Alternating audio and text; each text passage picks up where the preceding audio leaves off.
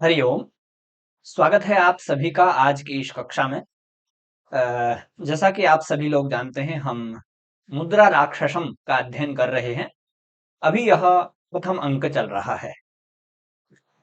तो कल के व्याख्यान में हमने देखा, जो प्रसंग चल रहा था उसमें आचार्य चाणक्य ने अपने शिष्य को बोला था कि मैं बैठना चाहता हूं, इसलिए आसन लाइए। तो उन्होंने कहा कि आसन तो लगा हुआ है, आप बैठिए आचार्य। फिर आचार्य चाणक्य ने कहा, ठीक है, मैं आसन में बैठ जाता हूँ। मेरे को अपने कार्य की, अपने कर्तव्य की थोड़ा बहुत चिंता है, इसलिए मुझे लगा हुआ आसन भी नहीं दिख रहा है, इसलिए व्याकुल हो रहा हूँ। फिर उसने अपने मन में सोच करके बोला, उन्होंने आचार्य चाणक्य ने, कि ऐसा किसने फैला दिया कि नगर में जो राक्षस है, राक्षस नाम का जो प्रधानमंत्री है, वह पर्वतक के पुत्र मलय केतु को साथ में लेकर के चंद्रगुप्त पर हमला करना चाहता है, चंद्रगुप्त को हराना चाहता है या उसको राज्य से गिराना चाहता है। ऐसा किसने नगर में फैला दिया? तो कहता है कि जिस प्रकार से मैंने इतने बड़े नंद वंश को समाप्त कर दिया, तो क्या लोगों में जो फैलाई गई यह बात है, क्या मैं इसको समाप्त नहीं कर सकता हूं? अर्थात निश्चित रूप से मैं इसको समाप्त कर सकता हूं। अपने बारे में बता रहे थे, न समर्थः किम प्रशमयितुम बोला, तो अवश्यमेव समर्थोस्मि। ठीक है। तो इसके आगे फिर वो अपने बारे में बताते हैं कि मैंने क्या कर दिया, मैंने क्या क्या कर दिया। ये जो छोटा सा काम है कि लोगों के मन में ये बात फैल गई है, तो ये मेरे लिए क्या है। तो अब ये वाली जो बात है, इस श्लोक के माध्यम से कहना चाह रहे हैं। ये श्लोक जो है वो यहां से प्रारंभ हो रहा है, यहां तक है। कारण क्या है कि ये पीडीएफ निर्माता ने प्रयास तो बहुत किया है, पर ऐसा हुआ कि आधा श्लोक ऊपर वाले पेज में रह गया, आधा नीचे वाले में। खैर कोई बात नहीं, तो मैं निशान लगा दिया है, आप इसको अध्ययन करिए, पढ़िए, समझिए। इसमें क्या है, ये कुतो कुतः यस्य मम कह रहे हैं, कैसे, किस प्रकार से मैं नगर में फैले हुए इस समाचार को समाप्त कर सकता हूं, मैं क्या हूं, मैंने क्या नहीं किया है, अपने बारे में बता रहे हैं। तो कह रहे हैं, श्यामीकृत्याननेन्दून् अर्युवति दिशां सन्ततैः शोकधूमैः कामं मन्त्री द्रुमेभ्यो नय पवन हृतं मोहभस्म प्रकीर्य दग्ध्वा सम्भ्रान्त पौरत् द्विजगण रहितान् नन्दवंश प्ररोहान् दाह्या भावान्न खेदात् ज्वलन इव वने शाम्यति क्रोध वहनिः। इसमें श्लोक में जो है वो स्रग धरा छंद है। ठीक है, जो हमने इस नाटक के मंगलाचरण में भी देखा था। अब इसमें क्या कहना चाह रहे हैं, ये बहुत ही अच्छा, रूपक का बहुत ही बढ़िया, बहुत ही बेहतरीन सुंदर उदाहरण है। इसमें क्या कह रहे हैं, हर पंक्ति का अर्थ हर पंक्ति में छुपा हुआ है, ज्यादा कठिन है ही नहीं, बिल्कुल भी कठिन नहीं है। तो पहले ऊपर वाली जो लाइनें हैं, हम उनका अर्थ देखते हैं। ठीक है, एक तो देखिए, श्यामी कृत्याननेन्दून, और ज्यादा जूम कर देता हूं ताकि आपको स्पष्ट दिखे, क्योंकि जिस पंक्ति का अर्थ है उसी पंक्ति में छुपा हुआ है, तो जूम करके भी आपको दिखेगा, अन्वय की कोई आवश्यकता नहीं है। कह रहे हैं कि मैंने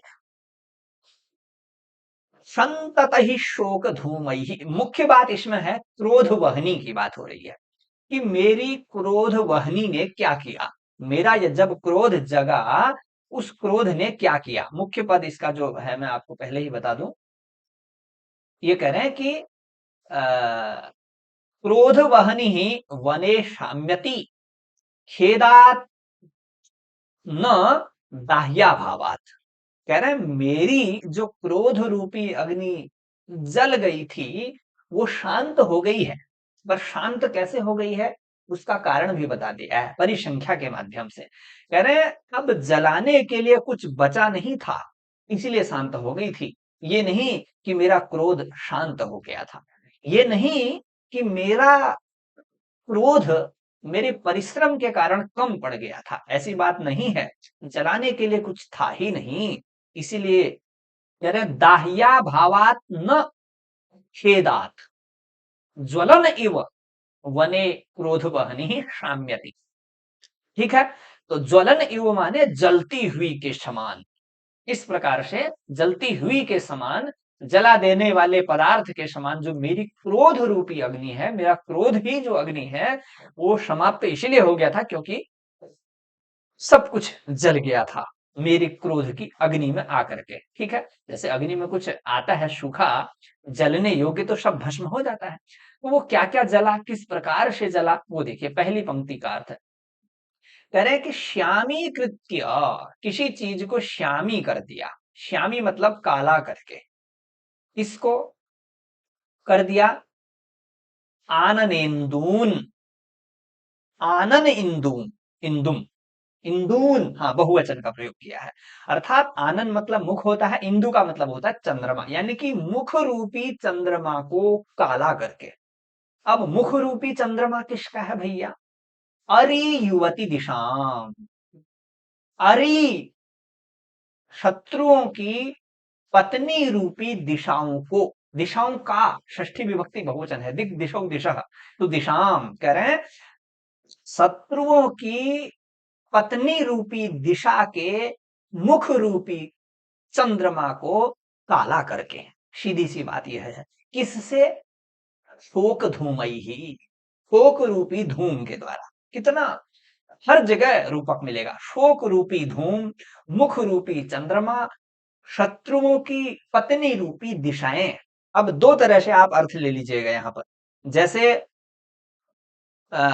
अग्नि वन में लगती है तो उस अग्नि से निकलने वाला धुआं है, तो उससे दिशाएं कैसी हो जाती हैं? काली हो जाती हैं। चारों ओर आसमान जो हो जाता है वो आग से निकलने वाले धुएं से श्यामी हो जाता है, काला हो जाता है। अब दूसरे पक्ष में चाणक्य का क्रोध आया तो उससे क्या हुआ? उन युवतियों का, यानी कि जो शत्रु मारे गए, उनकी पत्नियों का मुख रूपी चंद्रमा काला हो गया। अब यहां उनके क्रोध से कोई धुआं तो नहीं निकल रहा है, तो शोक रूपी धुआं है। उनका मुख शोक से काला हो गया है, क्योंकि शोक है, उनके पति जो योद्धा थे वो रण में मारे गए हैं, इसलिए उनका मुख कैसा हो गया है? काला हो गया है। जैसे आग से दिशाएं हो जाती हैं, उसी प्रकार से युवती, मतलब यहां पर युवती दिशा को ही युवती कह दिया है। ठीक है, क्योंकि दिशा शब्द भी स्त्रीलिंग है। इस प्रकार से आशा करता हूं समझ में आ रहा होगा। पहली पंक्ति तो यही है कि निरंतर निकलने वाले शोक रूपी धुएं से शत्रुओं की पत्नी रूपी दिशाओं का मुख रूपी चंद्रमा, 3 बार रूपी आ गया, मुख रूपी चंद्रमा क्या हो गया है? काला हो गया है। उसको काला करके मेरी अग्नि शांत हो गई है, श्रम से नहीं, ऐसा बोलेंगे। दूसरे पंक्ति में कह रहे हैं कि कामम मंत्री द्रुमेभ्यो नय पवन हृतम मोह भस्म प्रकीर्य। अब कह रहे हैं मोह भस्म फैला करके। ऊपर तो कहा मुख को काला करके, अब नीचे वाले में कह रहे हैं मोह भस्म फैला करके, मतलब मोह रूपी भस्म। जैसे ऊपर क्या है?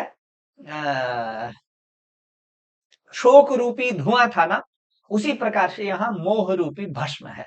अर्थात भस्म ऐसी फैला दी मोह की, ऐसा मोह हो गया कि इसके द्वारा मंत्री द्रुमेभ्य नय पवन हृतम मोह भस्म प्रकीर्य। मंत्री द्रुमेभ्य, अब मंत्रियों की तुलना यहाँ पेड़ों से की गई है। जंगल में पेड़ होते हैं ना, जिस प्रकार से ऊपर में जंगल में दिशाओं से बोला है, अब मंत्री रूपी पेड़ों के लिए नीति रूपी वायु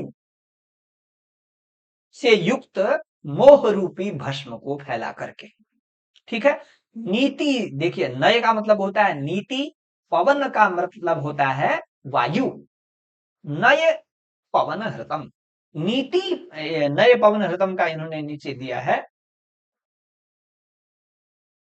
नय पवन हृतम। देखिए, नय नीति ही तद्रूपेण पवनेन वायुना हृतम, नीति रूपी पवन के द्वारा है ना, जैसे शोक रूपी धूम के द्वारा था, उसी प्रकार से यहाँ नय पवन हृतम, मेरी चाणक्य की नीति के द्वारा, नीति रूपी वायु के द्वारा हरण किया हुआ मोह रूपी भस्म मंत्रियों को फैला करके, यानी कि मंत्रियों को सबको बेहोश कर दिया।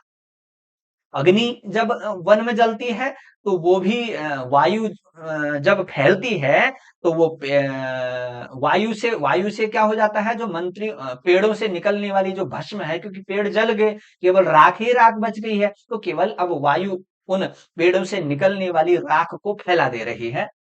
तो दूसरे में ऐसा बोला, ठीक है, यानी कि शत्रु की पत्नियों के मुख काले कर दिए, शत्रु रूपी दिशाओं के, और उसी प्रकार से मंत्री रूपी पेड़ों को या पेड़ रूपी मंत्री को, उनको नीति रूपी पवन से भस्म फैला दिया।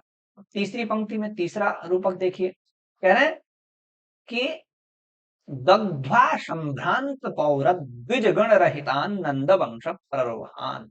अब कह रहे हैं नंद वंश रूपी पेड़ों को, क्योंकि पेड़ों की बात हो रही थी ना, अंकुरों को या नए नए अंकुरों की बात हो रही है, जो छोटे छोटे योद्धा थे, जैसे महाभारत में अभिमन्यु जैसे, ठीक है। तो इसमें वैसे अभिमन्यु वैसे छोटा नहीं था, मतलब अवस्था में। अब कह रहे हैं कि नंद वंश प्ररोहान दग्ध्वा, जला करके, नंद वंश में होने वाले छोटे छोटे, प्ररोह का मतलब होता है अंकुर, ठीक है, या पेड़ भी कह सकते हैं, छोटे छोटे, तो उनको जला करके, और वो कैसे हैं, वो पेड़ कैसे हैं, वो पेड़ हैं संभ्रांत पौर द्विजगण रहितान। संभ्रांत पौर मतलब डराए हुए जो नगरवासी हैं, उन उन रूपी पक्षियों से रहित हो गए हैं वो, मतलब नंद वंश के जो पेड़ हैं, मतलब नंद वंश रूपी जो पेड़ हैं, वो पक्षियों से रहित हो गए हैं। और पक्षी कौन है यहाँ पर, पक्षी हैं पूर्व में नगर में रहने वाले लोग। तो कहने का मतलब है कि नगर में रहने वाले लोग रूपी, जन रूपी, जो जनता रूपी है, उन जनता रूपी पक्षियों से रहित नंद वंश रूपी पेड़ को कर दिया। मतलब जो जैसे वन में अग्नि लगती है तो छोटे छोटे पेड़ भी जल जाते हैं, और वो छोटे छोटे पेड़ जल जाएंगे तो उनमें बैठे हुए पक्षी भी खत्म हो जाएंगे, पक्षी से रहित हो जाएंगे। उसी प्रकार से कह रहे हैं कि जो नए नए अंकुर उत्पन्न हो रहे थे नंद वंश में, वो भी रहित हो गए हैं, किससे, द्विज गणों से, मतलब यानी कि वो पक्षी चले गए हैं। वो पक्षी ही कौन है, वो पक्षी ही तो नगरवासी हैं, समझ में आ रहा होगा। तो इस प्रकार से, जिस प्रकार से नंद वंश में नगरवासियों को समाप्त कर दिया, उसी प्रकार से पेड़ों में बैठने वाले पक्षियों को समाप्त कर दिया, कि पेड़ ही समाप्त हो गए तो पक्षी तो स्वयं ही समाप्त हो जाएंगे। तो ऐसा करके तीन चीजें बताई, शत्रुओं की पत्नियों के मुख काला करके, मंत्रियों को भस्म फैला करके उनको बेहोश कर दिया, और नंद वंश में होने वाले छोटे छोटे अंकुरों को समाप्त कर दिया। ये चीज करने के बाद मेरी जो अग्नि है वो शांत हो गई है, अब जलाने के लिए कुछ बचा ही नहीं है, इसलिए मेरी अग्नि शांत हुई है। खेदात, यहां लिखा है ना, देखिए, दग्ध्वा वने ज्वलन इव दाह्या भावात शाम्यति न खेदात, जलाने के लिए कुछ बचा नहीं है, इसीलिए मेरी अग्नि, क्रोध रूपी अग्नि शांत हो गई है, खेद से नहीं कि मैं डर गया हूं, या मुझे थकान लग गई है, या परिश्रम मैंने अधिक कर दिया है, इसलिए नहीं, नहीं श्रमात लिखा हुआ है, ठीक। तो अब हम आगे देखते हैं, इसमें अलंकार सृगधरा छंद है ही, जैसा मैंने आपको बताया। तो अलंकार की बात इन्होंने लिखा है इसमें, देखिए, एक मिनट, ये देखिए, इस पद्य में सांग रूपक अलंकार परिसंख्या अलंकार से संकीर्ण है।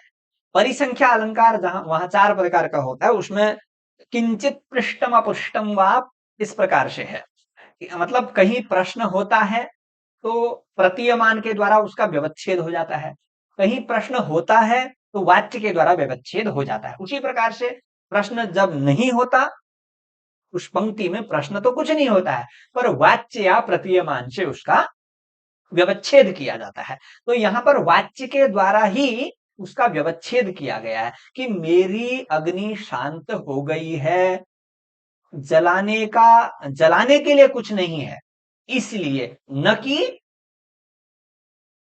पकने के कारण।